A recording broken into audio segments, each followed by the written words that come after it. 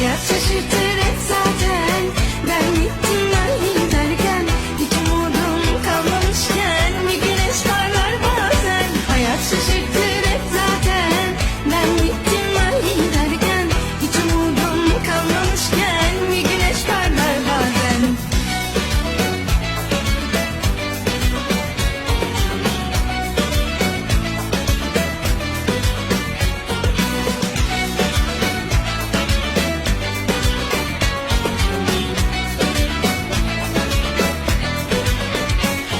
Yolcu benim madem, yollar nerede?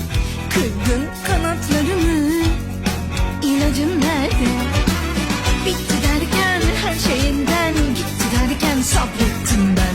Tam o anda ummadığımda bir güneş parlar.